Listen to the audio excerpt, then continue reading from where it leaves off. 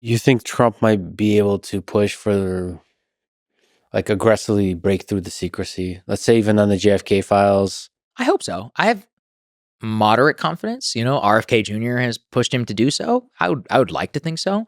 At the same time, I saw him got rolled last time, so I'll hold my breath. Why do you think that happens? Why do you think it gets... Remember that whole interagency thing I told you about? That's how it happens. That's another thing. You're presuming that the president has the power to declassify this stuff. I'm saying that I'm not even sure we're there. Like in terms of So it's basic like civility. He basically says like, I would like to declassify JFK files. And they say, yes, sir, we'll get that to you in 3 months. And 3 months comes by. And then they're like, well, there's these hurdles. Well, the way you get around it is go, let's release some, but these in particular, there's national security secrets. There's a good case for not releasing them, X, Y, and Z. It's like you get around that. Oh, okay, that makes sense. And again, he's a busy guy. He's the president. He got way bigger shit to worry about. So that's the problem is that unless you have that true urgency.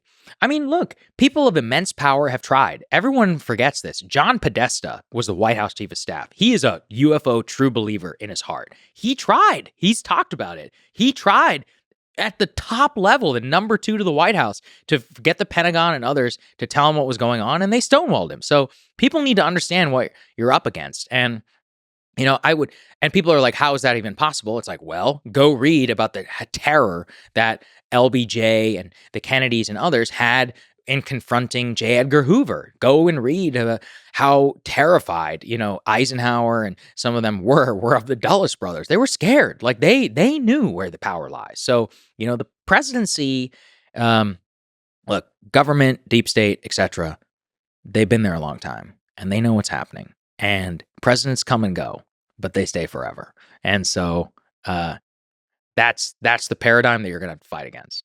Yeah, I mean it's a bit of a meme, but I wonder how deep the deep state is.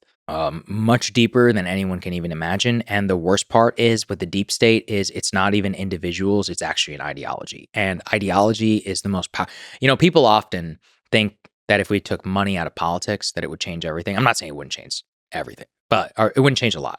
But people are like, oh, so-and-so is only against universal health care because they're getting paid. I'm like, no, that's not why. They actually believe it. Or it's like, oh, so-and-so is only wants to advocate for war with Iran because they're on the payroll of AIPAC. And it's like, well, yeah, the AIPAC trips and the money helps, but they think that. Actually, the system itself, this is a very Chomsky-esque systemic critique, is that any journalist worth their salt would never have the ability to get hired in a mainstream. So he's like, it's not that you're bad in the mainstream media. It's that anyone good is not allowed to be elevated to your position because they have an ideology. And so, that is the most self-reinforcing, pernicious mechanism of them all. And that's really Washington in a nutshell. It's again a bubble, but a bubble that has a lot of power. Yes.